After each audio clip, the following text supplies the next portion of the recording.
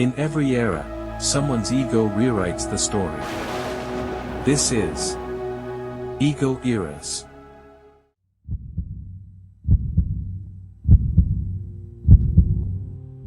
Imagine being alive, but buried beneath someone's bed.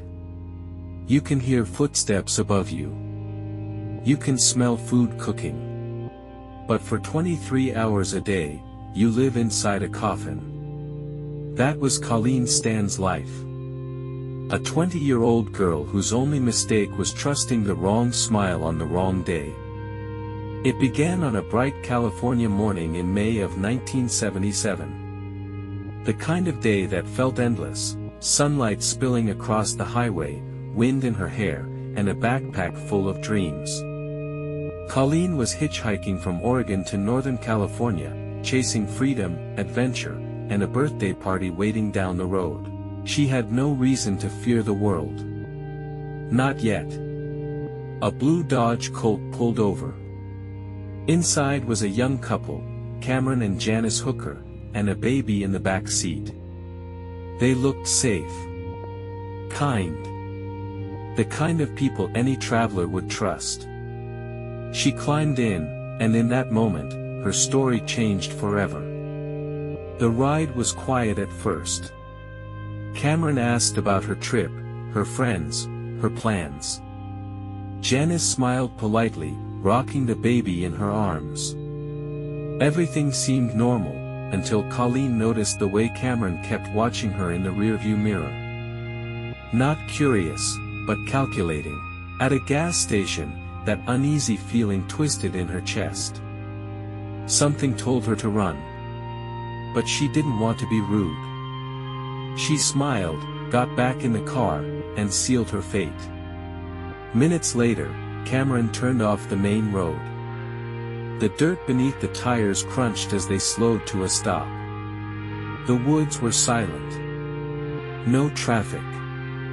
No witnesses. Only trees, and a girl who suddenly realized she was alone. Cameron opened the trunk. Inside was a large wooden box, strange, handmade, lined with foam and metal. He called it the head box. Before she could react, he pressed a knife to her throat and forced it over her head. It sealed around her neck, heavy, tight, and soundproof. Darkness. That's all there was. She was taken to their home in Red Bluff, California, a quiet neighborhood where nobody locked their doors. But behind one of those doors, in a small, dim basement, Colleen's nightmare began. Cameron had built a coffin-like box, 6 feet long, 2 feet wide, just enough room for a body. He forced her inside. When the lid shut, it was over. The world she knew was gone. Hours passed. Then days. Then weeks. Each breath inside that box felt borrowed, each sound muffled by wood and fear. She begged to be let out. Cameron only smiled. He told her she belonged to him now, that she was the property of a secret group called the Company. They watched everything, he said. If she disobeyed or tried to escape, they'd kill her and everyone she loved. It wasn't true, but Colleen didn't know that. The fear was enough. Her new life had rules. Speak only when spoken to. Never resist. Never ask questions. And when the day ended, she went back into the box, the same box that sat beneath Cameron and Janice's bed. Above her, they slept peacefully. Below, she waited in silence. The years that followed blurred together. Sometimes Cameron let her out to clean, to cook, to care for his home. The neighbors thought she was a quiet maid, shy, polite, nothing more. No one asked why she never left. No one guessed that she lived her nights inside a wooden coffin. In the summers, the box grew unbearable, hot, airless. In the winters, it was freezing. Her skin cracked, her muscles weakened, her spirit broke. But she learned to survive by surrendering. Obedience was safety. Silence was life. Cameron told her pain was loyalty. That suffering meant devotion. He was her captor, her god, her world. And beside him, Janice, his wife, became both witness and accomplice. She had once been a victim herself.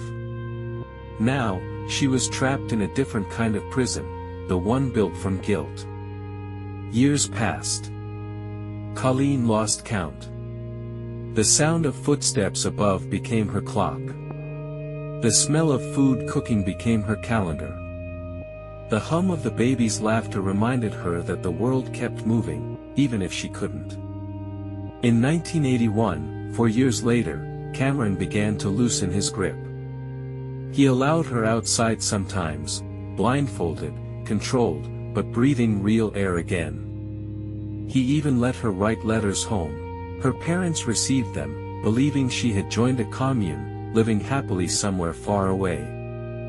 They had no idea that their daughter was still living under someone's bed. He took her to church. He let her visit her family once, pretending he was her boyfriend. And she smiled through it all. Because the company had taught her, if she disobeyed, people would die. So when the visit ended, she went back willingly. By 1983, 6 long years had passed. Colleen no longer dreamed of freedom. Her mind had adapted to the box, the silence, the commands. She didn't think. She just existed. But something had changed. Janice's guilt had grown too heavy. The lies, the cruelty, the years of torment, it was all breaking her apart. And in that tiny fracture of conscience, the first light began to flicker. Colleen didn't know it yet, but the cracks in Cameron's control were spreading. The girl who had been buried alive was about to take her first breath of freedom. And the man who built her coffin would soon meet his own. You've just stepped into the shadows of ego eras. Don't forget to like, subscribe, and stay curious. Because every era hides another secret.